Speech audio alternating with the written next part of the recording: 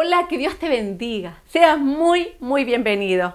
Y aprovecha este momento de bendecir al Señor y darle las gracias por otro día más de vida. También quiero aprovechar esta ocasión para bendecir a todas las mamitas. Si tú todavía tienes a tu mamita ahí con vida, puedas disfrutarla, puedas darle unos besitos. No te preocupes a lo mejor tanto de los regalos, sino una caricia, una llamada, un mensaje, pero que le puedas demostrar cariño. Y los que ya, a lo mejor las mamitas ya han partido, dale gracias al Señor por haber tenido a tu mamita. Y los que no han podido conocer a su mamá, yo le pido al Señor que te pueda dar caricias en esta hora, porque dice la palabra que Él cubre hasta nuestro corazoncito, así que Él te puede acariciar en esta hora. Y ahora quiero que puedas disfrutar de un video de gratitud que viene del norte, así que a disfrutarlo. Hola, los saludo hermano, mi nombre es Andrea, estoy aquí junto a Susanita, en el cual les vamos a contar un testimonio. Resulta que un vecino estaba muy enfermo, estaba hospitalizado y me entero que lo habían operado de los riñones en la clínica, le habían dado el alta y que se empezó a hinchar. Se fue nuevamente él al hospital, en el cual ahí quedó hospitalizado, y a los días de hospitalizarlo se dieron cuenta que la infección la tenía en el estómago, parte de su estómago, entonces lo abrieron y lo entubaron. Estuvo unos días entubado y nosotros con Susanita lo colocamos en oración en la iglesia, pero la Susanita igual me dijo si podíamos ir a orar por la esposa, y la Susanita les va a contar cómo fue. Buenos días hermanos, pastores, los saludo en el amor del Señor. Bueno, yo cuando me enteré que mi vecino estaba muy grave en el hospital, sentí la necesidad de hablar con Andreita y ir a la casa de mi vecina a orar por el vecino. Hablé con Andreita y fuimos las dos a la casa de mi vecina, y Andreita oró por el vecino, por la vecina también y por toda la familia. El vecino estaba muy grave. A él lo habían operado, como dijo Andreita, de sus riñones, y le dieron el alta, y aquí en su casa él empezó a sentirse mal, con dolores, empezó a hinchar. Lo llevaron al hospital nuevamente y ahí se dieron cuenta que tenía una infección al páncreas, y tuvieron que intervenirlo nuevamente, y ahí estuvo muy grave. Tenía una septicemia muy grande en su cuerpo. A él lo tenían abierto, no lo podían cerrar, como se dice, porque su infección era muy grave. Estuvo intubado. Andreita oró por el vecino, y para la gloria de Dios, a los 6 días el vecino reaccionó,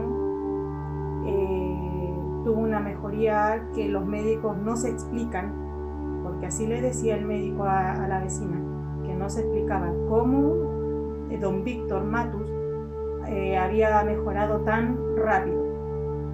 Lo pudieron cerrar, lo desentubaron y a la semana lo dieron de alta. Y Andreita invitó a la vecina a recibir a Cristo, y ahí ella les va a contar cómo fue esa experiencia. Claro, cuando íbamos camino, porque obvio cuando uno va a orar por una persona uno se prepara y ora, y se me venía a la mente que ella tenía que recibir a Jesús, cuando yo voy a orar por ella y le pregunto si ella quiere recibir a Jesús, que si quiere recibir a Cristo, porque ellos son muy creyentes, son católicos, y ella me dice que sí, que lo quiere recibir, y ahí yo oré por ella recibió al Señor. Fue un momento muy bonito, en el cual igual oré por su casa, por sus hijos, y yo tan patuamente nuevamente le decía que no tenía que llorar, que tenía que estar tranquila, que tenía que darle esa tranquilidad a su esposo y solamente confiar, tener la fe. Yo sé que es difícil, porque yo sé que lo que es tener a un marido grave en el hospital y entubado. Yo pasé por lo mismo hace muchos años atrás y yo no lloraba, pues. Yo decía, no voy a llorar porque él no se ha muerto y él está bien. Y cuando uno confía en el Señor ahí hace el milagro. Y yo esas palabras nomás le dije, oré por ella, oré por su casa y le pedí una polera de él, en el cual yo oré en la polera de él y todo. Lo pude hacer así porque no se podía ir al hospital a orar por él, no se podía, ella ni siquiera lo podía ver, y ella estaba desesperada porque cada vez le decían puras cosas malas, no le decían nada bueno de lo que estaba ocurriendo o cómo estaba su esposo. Entonces igual era bien preocupante, y ese era el testimonio que teníamos que darle, eso era lo que teníamos que contarle para que todos puedan ver la mano del Señor y cómo el Señor hace sus milagros. Qué tremendo, qué tremendo. Lo que nos contaban las niñas, la Susi y la Andreita. ¿Te imaginas este tremendo milagro que hizo el Señor en ese varón? Cero esperanza. Pero vino el Señor y tocó su vida y alargó sus días de vida. Así el Señor, así opera, así nos sorprende. ¿Cómo no es de alabar y honrar al que vive y al que reina y al que ha de venir? Así que bendícelo en esta hora. Mira, Víctor, dale gracias al Señor porque tienes una nueva oportunidad. Y no te olvides del dador de la vida. Tenlo ahí presente en tu vida. Y cuando las niñas decían que oraban por sus prendas, me acordaba de lo que sale en el libro de Hechos 19:12, que oraban por la ropa de los enfermos y que estos sanaban. Y si tenían espíritu, huían. ¡Qué tremendo, qué glorioso! Lo que ellos hicieron fue bíblicamente. Ahí la palabra la sostiene lo que ellos hicieron. ¡Qué bendito el Señor! ¿Cómo no he de alabar? Y aunque las palabras suenen repetitivas de alabar al Señor, debemos darle las gracias. Debemos ser un pueblo agradecido. Y te quiero invitar a leer Salmo 54:4. Dice así: He aquí, Dios es el que me ayuda. El Señor es el que sostiene mi alma. Esta es la oración de socorro, de auxilio de David contra los enemigos. Y esta oración, tómala tú. Si tú eres creyente, tómala para tu vida. Pídele ayuda al Señor y confía que Él tiene bajo control tus emociones. Así de poderoso Él es. Te invito a orar por unos momentos. Señor, queremos darte las gracias por tus proezas, por tus milagros, por las oportunidades que tú das. Muchas gracias, mi Señor. Reciba la honra, reciba la gloria. Humildemente, Señor, tus siervos, Señor, en esta hora te alaban, Señor, y te bendicen. Muchas gracias, mi Señor, por el milagro. Muchas gracias, Señor, por este día donde se bendicen a las mamitas, Señor. Muchas gracias, Señor. Oramos, Señor, por todos los que están enfermos, por todos los que están cautivos, por todos los que tienen cadenas, Señor, por todos, Dios mío, los que están pasando alguna dolencia, alguna dificultad. Que tu mano poderosa les alcance, Señor. Usted diga la palabra y será hecho. Solamente un toque suyo bastará en esta hora. Por favor, Señor, empieza a recorrer todos los que hoy día se conectan, que puedan sentir el toque del Espíritu Santo, el fuego, el poder que el Espíritu Santo tiene y cómo puede obrar en las vidas. Le alabamos y le bendecimos con todo el corazón. Muchas gracias por ser sus hijos, comprados a precio de sangre. En el nombre de Jesús, amén. Amén. Y ahora atento, que viene la palabra del Señor y va a tocar tu vida y va a ser algo especial. Bendiciones. Hola, muy buenos días. ¿Cómo se encuentran esta mañana? Es un agrado nuevamente llevar una reflexión de la palabra del Señor. En esta oportunidad estamos centrados en el capítulo número 1, versículos 16 y 17 del libro de Romanos. Anteriormente vimos las características del apóstol Pablo, su currículum tan grande que tenía, cómo fue educado y todas las cosas que pasó hasta que el Señor Jesucristo le sale al encuentro. En esta oportunidad es el mismo apóstol Pablo quien nos comenta el significado del Evangelio. Y tiene por título esto, el poder del Evangelio. Entonces, vamos a Romanos capítulo 1, versículos 16 y 17. Dice así en el nombre del Señor: porque no me avergüenzo del Evangelio, porque es poder de Dios para salvación a todo aquel que cree, al judío primeramente y también al griego. Primero nos vamos a centrar en el versículo número 16, porque hay bastantes palabras que resaltan acá a primera vista. Número 1, no me avergüenzo del Evangelio, salvación, el que cree, al judío primeramente, etc. Entonces vamos a explicar algunas de estas palabras en esta mañana. En primer lugar, vamos a definir qué significa avergonzar. Avergonzar es experimentar turbación de ánimo y confusión. El apóstol Pablo nos está diciendo acá que él no se avergüenza del Evangelio. Y lógicamente, para hacer esta declaración es porque muchas veces se vio expuesto a esta situación. Sin ir más lejos, podemos ir al capítulo número 26 del libro de Hechos, donde en su defensa contra Festo, prácticamente lo llama loco, y que las muchas letras le dicen en el fondo, te volvieron loco.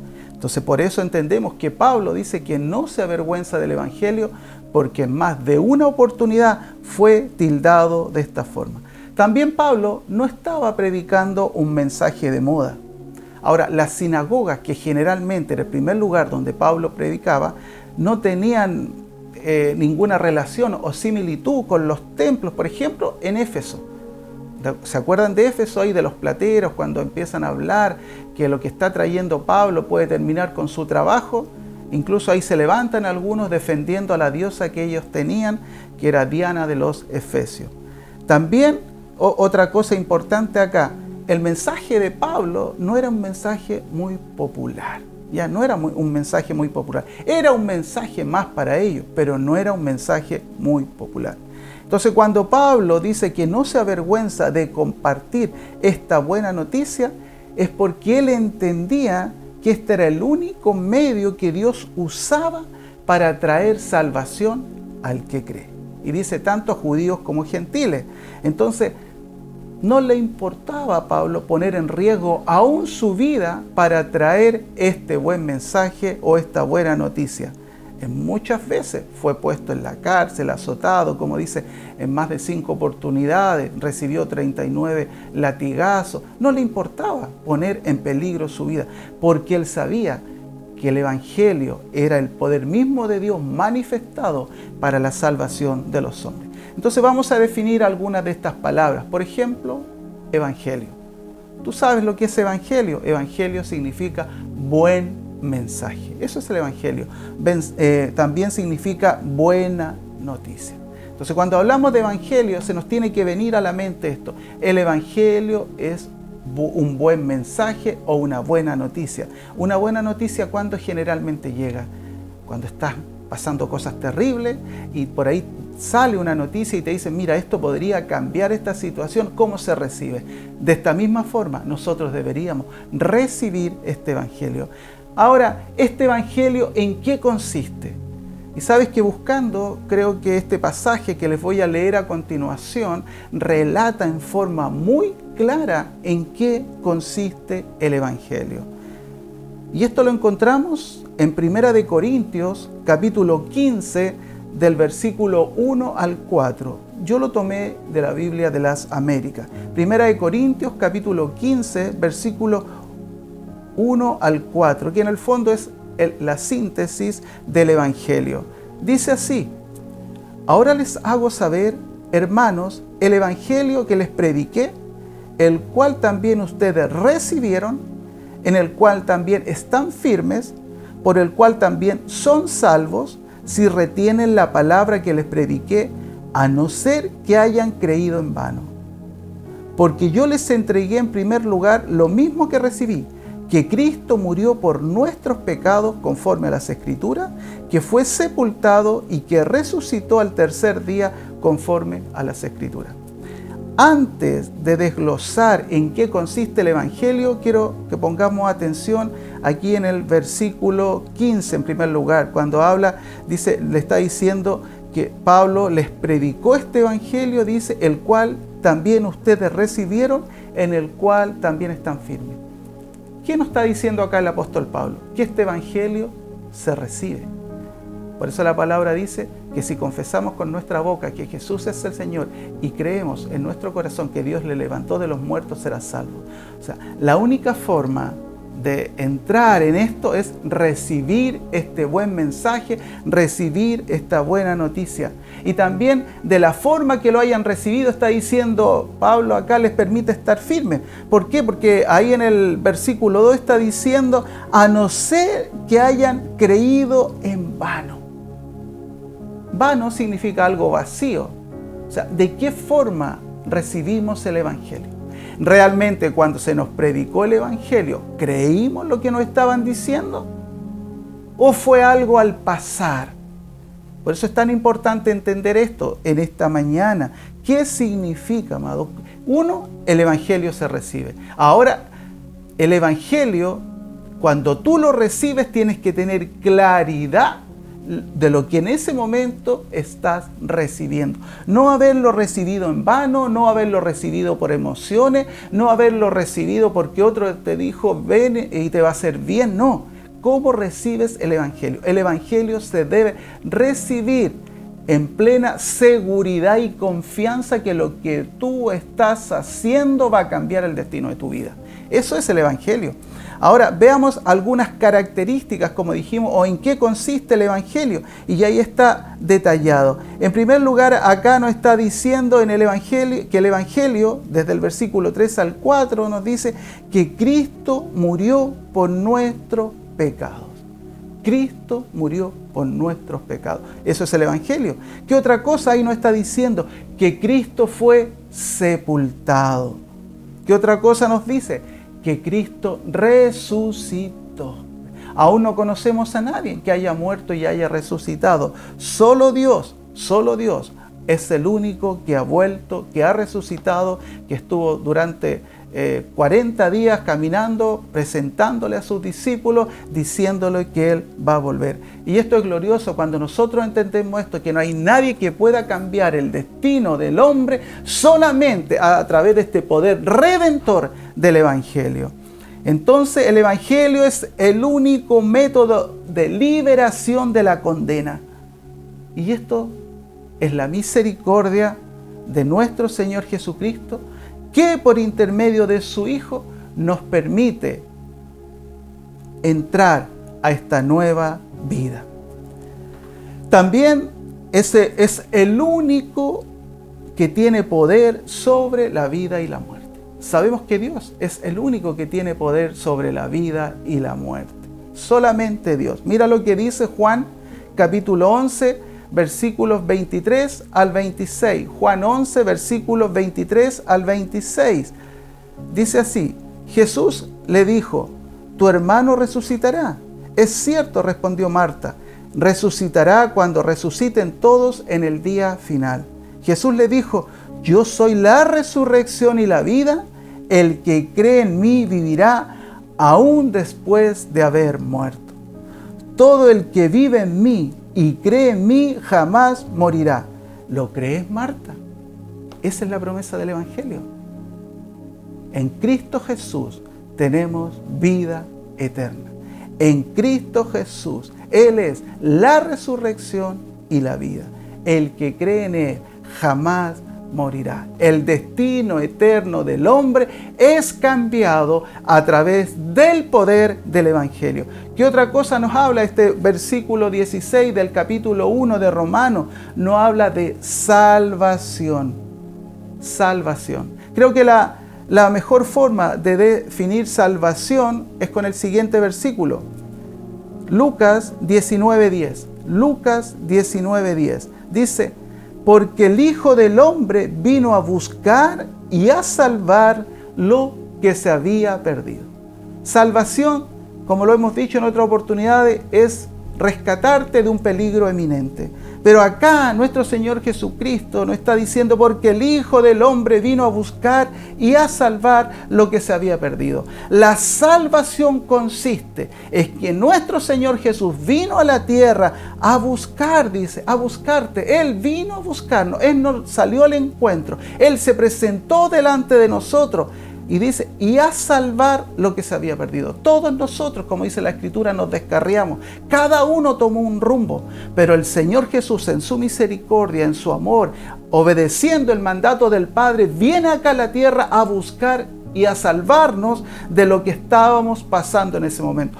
Todos estábamos alejados del Señor.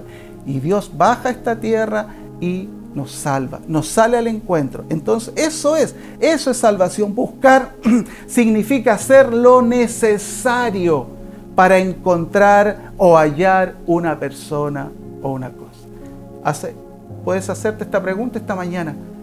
¿Jesús habrá hecho lo necesario? Yo creo que hizo más de lo necesario, porque se entregó por completo. Y salvar tiene que ver con librar o liberar. ¡Qué tremendo!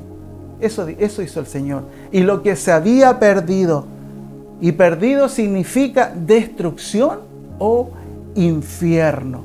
Destrucción o infierno. O sea, cuando el Señor Jesús viene acá a la tierra, por intermedio, Señor, de este evangelio, Él viene aquí a sacarnos de esa destrucción a la cual todos íbamos. Y también el destino que teníamos, que era el infierno. Y agrega ahí, todavía estamos en el versículo 1, el versículo 16 de este capítulo 1 de Romanos, dice, a todo aquel que cree, a todo aquel que cree.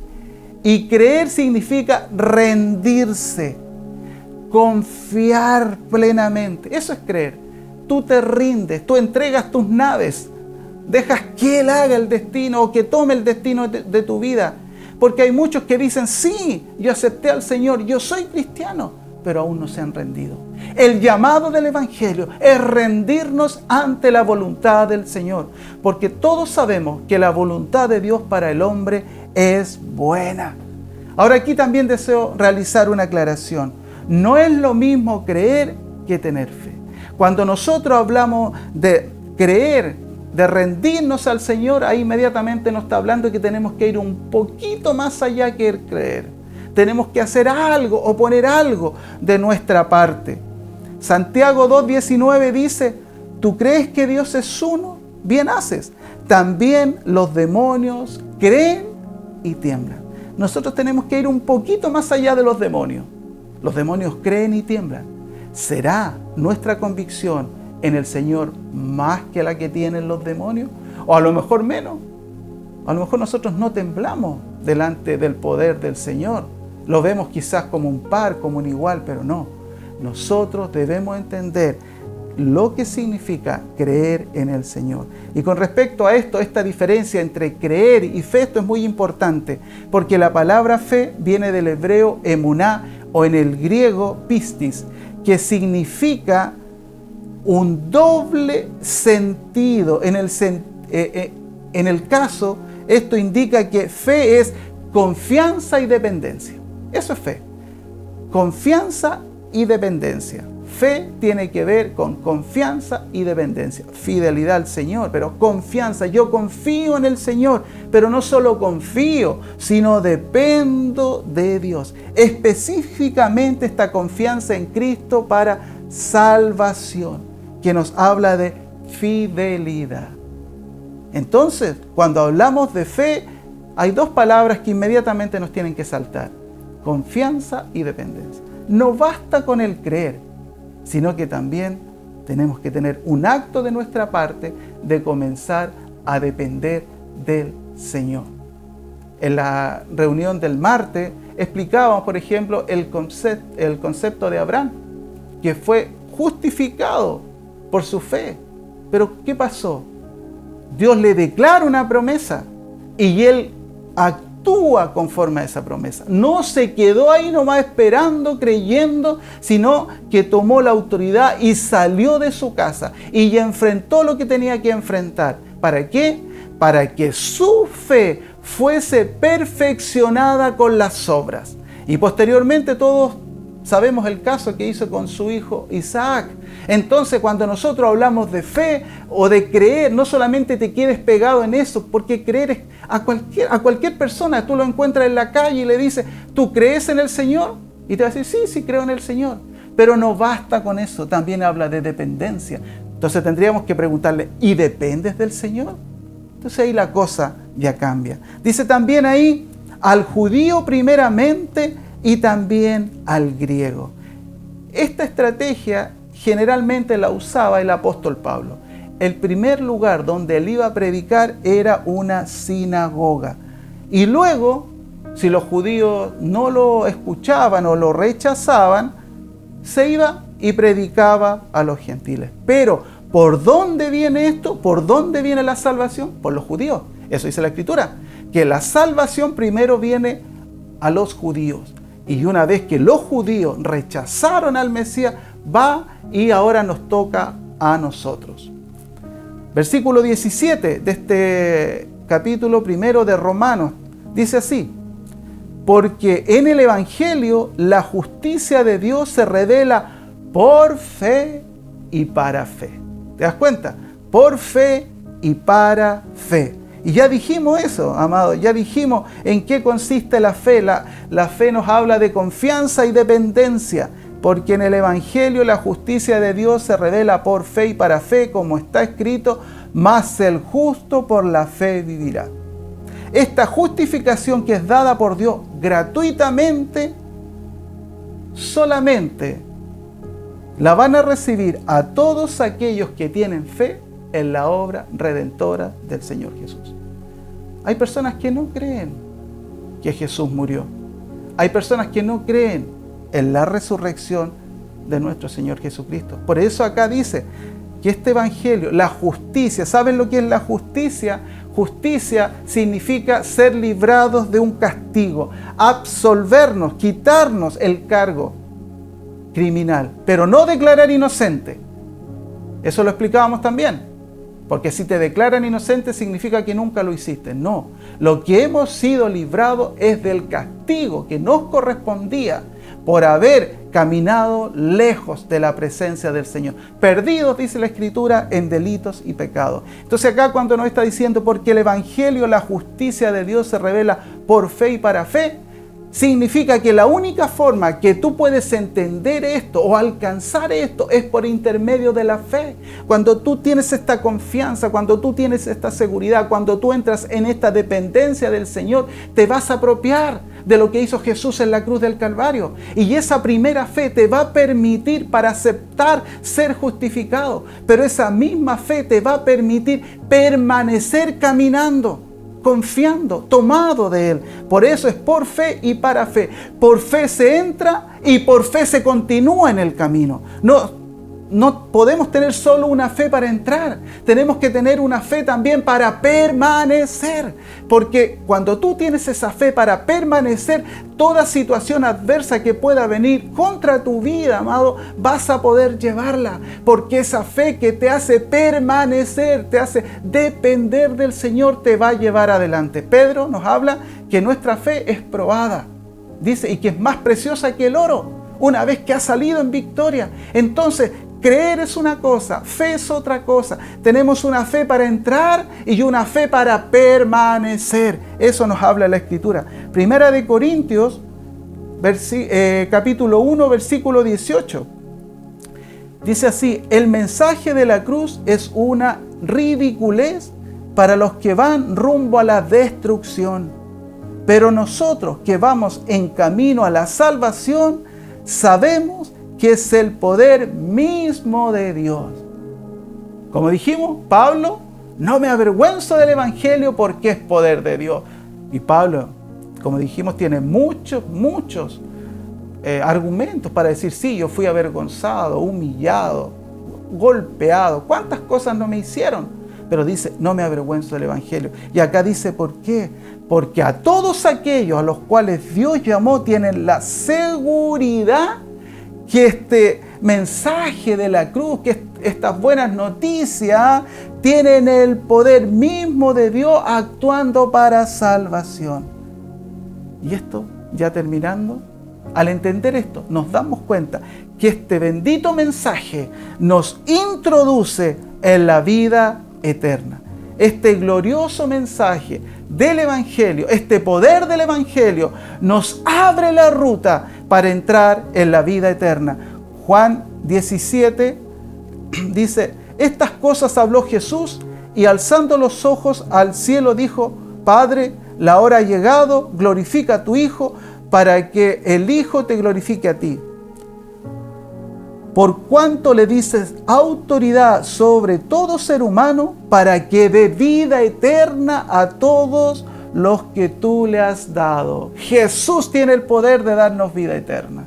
Jesús, Dios, delegó el poder en el Hijo para que nosotros podamos tener vida eterna. Y ahora, ¿en qué consiste esta vida eterna? ¿Dónde nos introduce este Evangelio? Ahí en el versículo 3 de este mismo capítulo dice: y esta es la vida eterna, que te conozcan a ti, al único Dios verdadero, y a Jesucristo, a quien has enviado. Ya vimos la definición de Evangelio, ya dijimos lo que era el Evangelio, y ahora acá estamos viendo la definición de la vida eterna. Esta es la vida eterna. La vida eterna consiste, como dijo nuestro Señor Jesucristo, que te conozcan a ti, que conozcan al Padre, al Dios y al único Dios verdadero, el Padre, el único Dios verdadero, y a Jesucristo, su Hijo, a quien Él envió.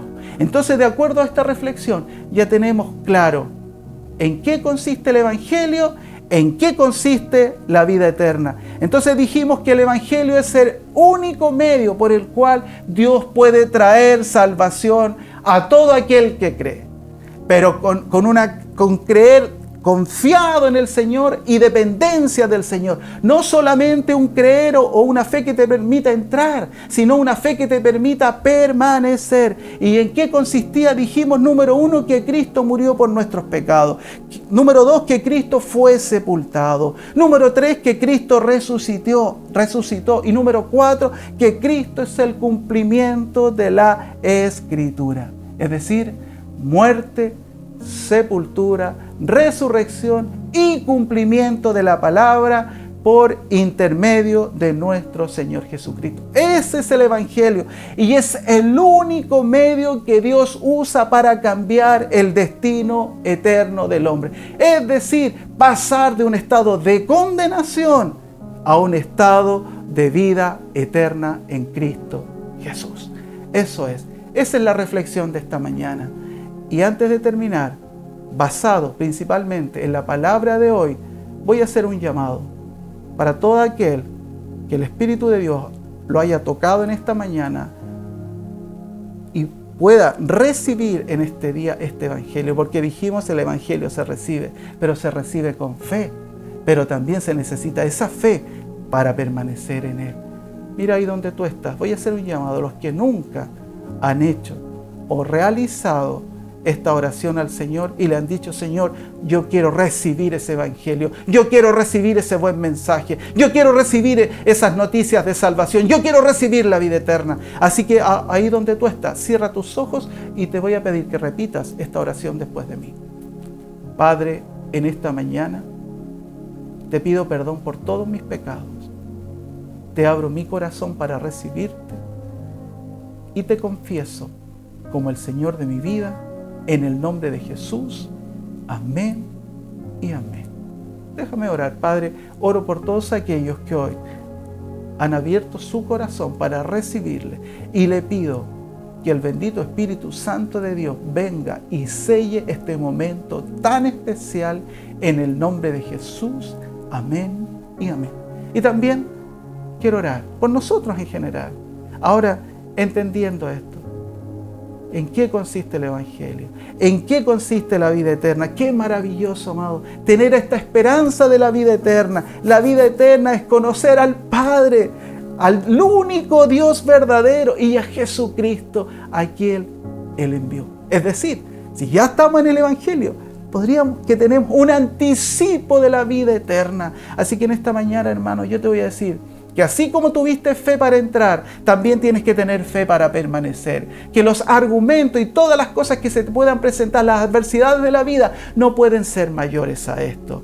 ¿Por qué? Porque tenemos un Cristo que dio su vida y que a través del poder de su sangre y nuestra fe puesta en su sangre, nosotros hoy tenemos redención eterna en su nombre. Así que permíteme orar. Padre, oro por tu iglesia en esta mañana, oro por cada uno de tus hijos y te pido, Señor, que así como tuvieron fe para entrar al Evangelio, que también hoy tengan esa fe para permanecer en medio de la adversidad, en medio de las tentaciones, en medio de las dificultades, en todo lo que se pueda levantar, Dios mío, en el nombre de nuestro Señor Jesucristo. Dios, desata, Señor, sobre cada vida en esta hora, sobre todos los que están ahí mirando, Dios mío, Dios, esta palabra, lo que estamos entregando hoy, que sean tocados por el poder de tu Santo Espíritu, que el poder de tu Espíritu fluya en sus vidas de una manera sobrenatural y traiga convicción, seguridad. Los que han dudado de su salvación, de acuerdo a esta palabra, hoy día Dios traiga claridad a sus vidas en el nombre de nuestro Señor Jesucristo. Amén y amén. Eso es, que el Señor te bendiga.